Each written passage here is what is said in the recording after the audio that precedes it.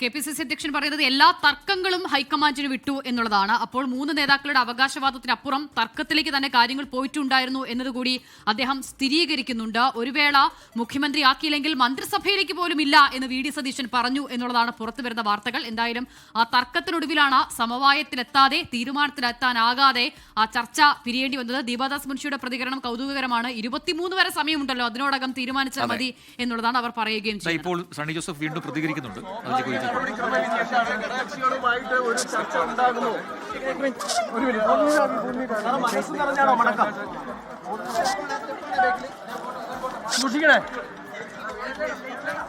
നേതാക്കളെല്ലാം ഇനി നാട്ടിലേക്ക് മടങ്ങുന്നു എന്നാണ് അവരുടെ പ്രതികരണത്തിൽ നിന്ന് മനസ്സിലാക്കാൻ കഴിയുന്നത്. ഇപ്പോൾ ഡൽഹിയിൽ ഇനി നേതാക്കൾ തുടരേണ്ടതില്ല, അവിടുത്തെ ചർച്ചകൾ ഏതാണ്ട് പൂർത്തിയായി എന്ന് തന്നെയാണ് മനസ്സിലാക്കാൻ കഴിയുന്നത്. ഇനിയിപ്പോൾ ഉള്ള തീരുമാനം അത് ഹൈക്കമാൻഡിൽ നിന്നും ഉണ്ടാകും എന്നുകൂടി അറിയുന്നു.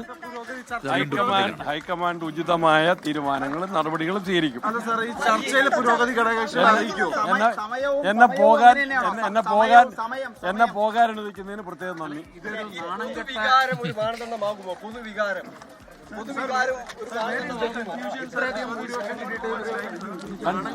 Confusion is regarding my flight time because you are not allowing me to go.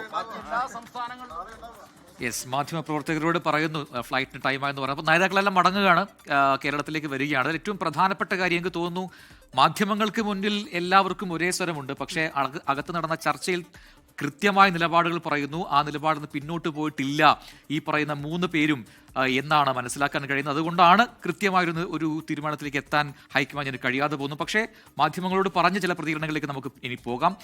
VD പറഞ്ഞത് ചർച്ചയിൽ 100% തൃപ്തനാണ് എന്നാണ്. അഭിപ്രായങ്ങൾ കൃത്യമായി ഹൈക്കമാൻഡിനെ അറിയിച്ചു എന്നുകൂടി VD സതീശൻ കൂട്ടിച്ചേർത്തു.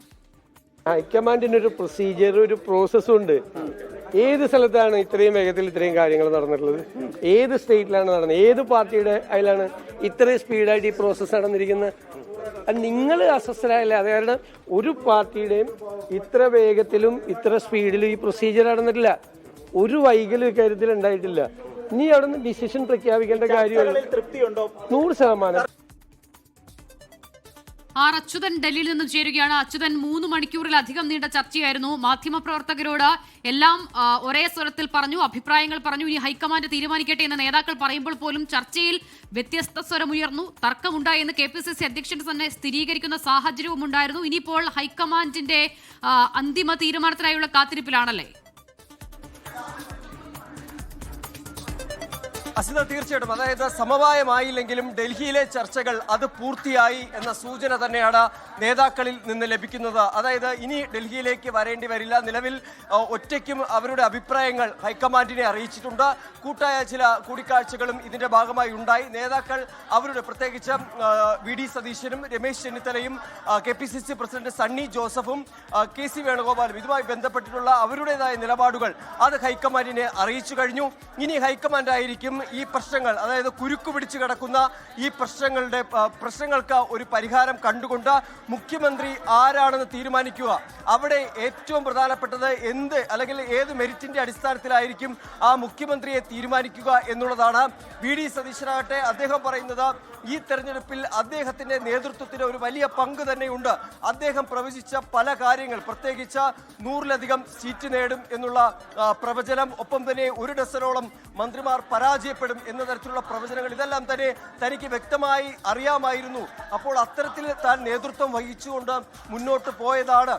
അങ്ങനെയുള്ള ചില മെരിറ്റുകൾ VD സതീശൻ മുന്നോട്ട് വച്ചിട്ടുണ്ട്. എന്നാൽ ഇതിൽ MLA-മാരുടെ പിന്തുണ, ഏറ്റവും കൂടുതൽ MLA-മാർ പിന്തുണയ്ക്കുന്നത് അതൊരു പ്രത്യേകിച്ച് ഒരു സർക്കാർ രൂപീകരണത്തിലെ അവിഭാജ്യ ഘടകമാണ് ഈ MLA-മാരുടെ പിന്തുണ എന്നുള്ളത്.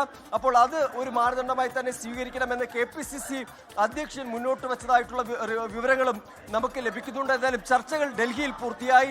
ഇനി തീരുമാനം കോൺഗ്രസ് അധ്യക്ഷൻ മല്ലികാർജ്ജുന ഖാർഗെയും അതുപോലെ തന്നെ രാഹുൽ ഗാന്ധിയുമായിരിക്കും സ്വീകരിക്കുക. ആ തീരുമാനത്തിലേക്ക് വരുമ്പോൾ KC ആണ് മുഖ്യമന്ത്രി ആവുന്നതെങ്കിൽ അവിടെ വേറെയും പ്രതിസന്ധികൾ, അതായത് 3 സാഹചര്യങ്ങൾ ഉടലെടുക്കും. 2 ഉപതെരഞ്ഞെടുപ്പും സംഘടനാ ജനറൽ സെക്രട്ടറി സ്ഥാനത്തേക്ക് ഒരാളെ കോൺഗ്രസിനെ കണ്ടെത്തേണ്ടതായി വരും. അങ്ങനെ ആ 3 സാഹചര്യങ്ങൾ KCയെ പരിഗണിക്കുമ്പോൾ ഉടലെടുക്കുന്നുണ്ട്. അപ്പോൾ അത് പരിഹരിക്കുക, അല്ലെങ്കിൽ അത്തരം കാര്യങ്ങൾക്കൊരു പരിഹാരം കാണാൻ കഴിയുമോ, അല്ലെങ്കിൽ അത്തരം സാഹചര്യങ്ങൾ ഒഴിവാക്കുന്നതാണോ നല്ലത് എന്ന കാര്യങ്ങളായിരിക്കും ഹൈക്കമാൻഡ് KCയിലേക്ക് വരുമ്പോൾ പരിശോധിക്കുക.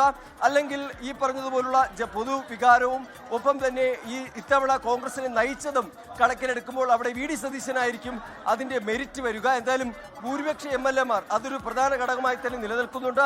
അവിടെ ഏതെങ്കിലും തരത്തിലുള്ള സമവായം രൂപപ്പെടുമോ എന്നുള്ളതാണ് ഇനി കാത്തിരുന്നു കാണേണ്ടത്. എന്തായാലും നിലവിൽ ഇപ്പോൾ ഈ ചർച്ചകൾ, ഡൽഹിയിലെ ചർച്ചകൾ ഇന്ന് പൂർത്തിയായി. നേതാക്കൾ ഓരോരുത്തരായി ഇപ്പോൾ കേരളത്തിലേക്ക് മടങ്ങുകയാണ്. അല്പം മുൻപാണ് KPCC പ്രസിഡന്റ് സണ്ണി ജോസഫ് കേരള ഹൗസിൽ നിന്ന് നാട്ടിലേക്ക് പുറപ്പെട്ടത്. അദ്ദേഹം പറഞ്ഞത് ശുഭപ്രതീക്ഷയുണ്ട്, ഹൈക്കമാൻഡ് ഒരു തീരുമാനമെടുക്കും, അതെല്ലാവരും ചേർന്ന് അംഗീകരിക്കും, അതൊരു ഉചിതമായ തീരുമാനമായിരിക്കും ഉണ്ടാവുക എന്ന പ്രതികരണമാണ് അദ്ദേഹം നടത്തിയത്.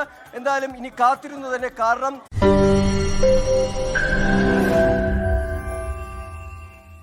ലോകത്തെവിടെയായാലും ഏത് സമയത്തും 24 വാർത്തകളും ഓഗ്മെന്റഡ് റിയാലിറ്റി പാക്കേജുകളും എക്സ്പ്ലെയിനറുകളും വിശദമായി കാണാൻ ഞങ്ങളുടെ യൂട്യൂബ് ചാനൽ നിങ്ങൾക്ക് സബ്സ്ക്രൈബ് ചെയ്യാം.